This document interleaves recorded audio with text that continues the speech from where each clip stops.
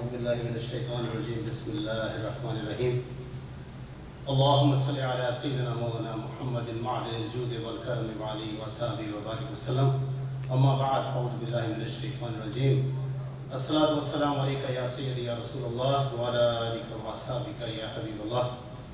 My dear respected brothers, I picked the topic today. It's a very short topic about reciting the Holy Quran. Amir al-Mu'mineen Sayyidina Umar al-Faruq al-Azam Raziyallahu ta'ala anhu has stated, dua, meaning supplications, remains suspended between the earth and the sky.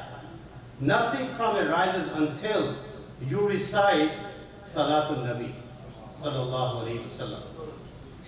The commentator of the Quran and Hadith, Hakimul Ummah, Mufti Ahmad Yar Khan, Rahmatullahi Ta'ala alayhi, has stated in explanation of this Hadith, from this we learn that Salatul Nabi is the mean of the acceptance of our du'as.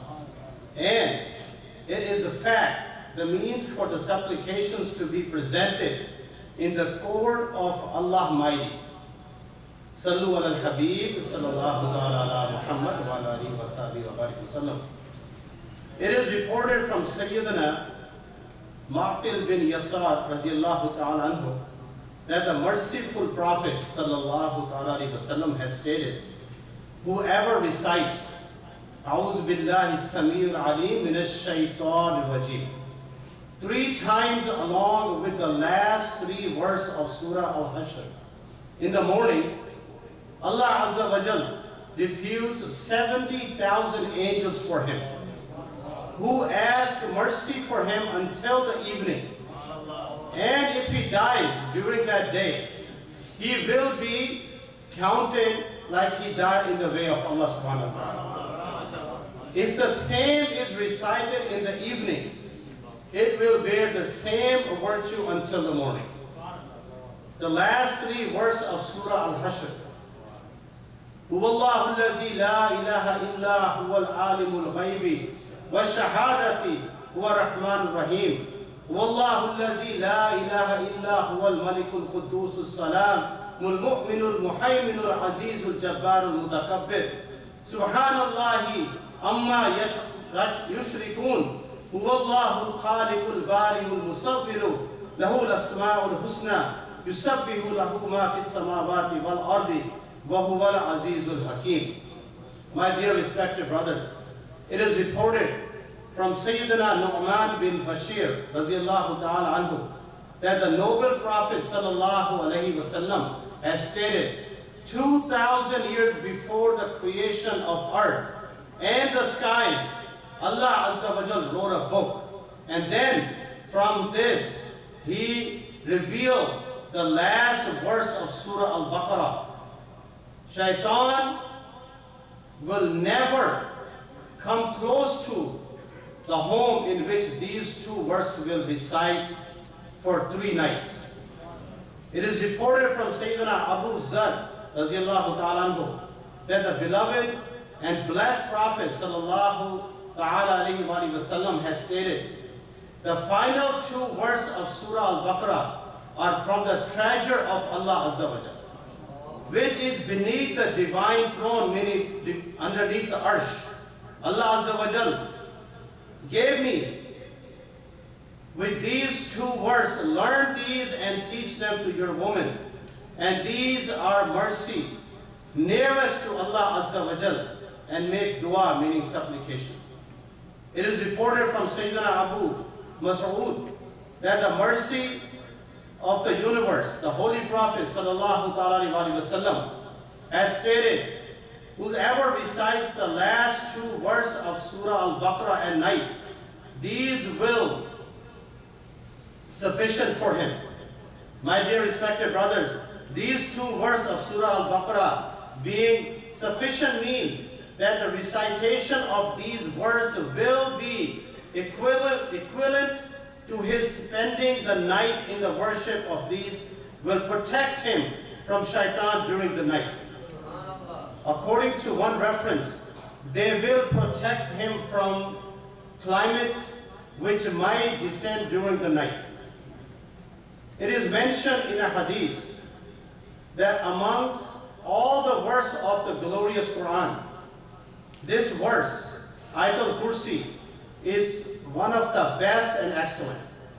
It is reported from Sayyidina Ubay bin Ka'b radiyallahu ta'ala anhu that the Sultan of Madina sallallahu ta'ala alayhi wa sallam said, "O Abu Munzir, of all the verses of the Quran which you have memorized, do you know which one is the most granted?" I replied, "Allahu la ilaha illa huwal hayyul qayyum." Then the Holy Prophet sallallahu alaihi wasallam passed his blessed hand over my chest and said, "O Abu Munzir, congratulations to you on your knowledge." In one of the narration in Mustadrak, it is mentioned that there is one verse in Surah Al-Baqarah which is the chief of all of the verses of the Quran. Shaitan fled from the home in which these verses recited, and the verse is Ayatul Kursi. Amir al-Mu'mineen Sayyidina Ali radiyallahu ta'ala anhu has stated, "I heard from the noble Prophet sallallahu ta'ala alayhi wa sallam saying from the mimbar that whoever recites Ayatul Kursi after every salah, there is nothing preventing him from entering to paradise except death. And whoever recites this before going to sleep at night, Allah Azza wa Jalla will protect him, his house, and his neighbor's house." My dear respected brothers, whoever recites Ayatul Kursi every salah will receive a blessing, and mention that I want to read some to you on the bottom of this chapter here. Number one, he will enter paradise after death. Number two, he will remain secure from all the tricks of shaitan and jinn. If he is destitute, then in a few days his destitution and poverty will be distanced from him. Meaning if he owes a lot of money to somebody, if he has a curse, inshallah reading this Ayatul Kursi will take that away from him.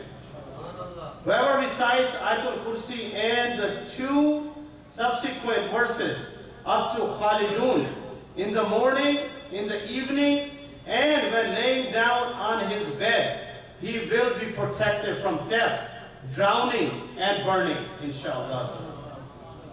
If a tablet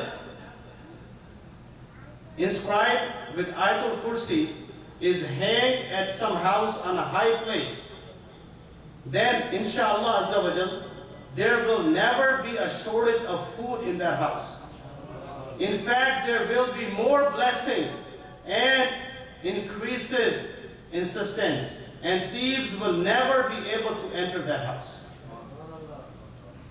It is reported from Sayyidina Sa'ad radiyallahu ta'ala anhu that the noble Prophet sallallahu ta'ala alayhi wa sallam has stated, Sayyidina Zunayn, Sayyidina Yunus alayhi salam, altered the following words when he alayhi salam was inside the belly of the fish. Those words were, La ilaha illa anta subhanaka inni kuntu minaz zalimin.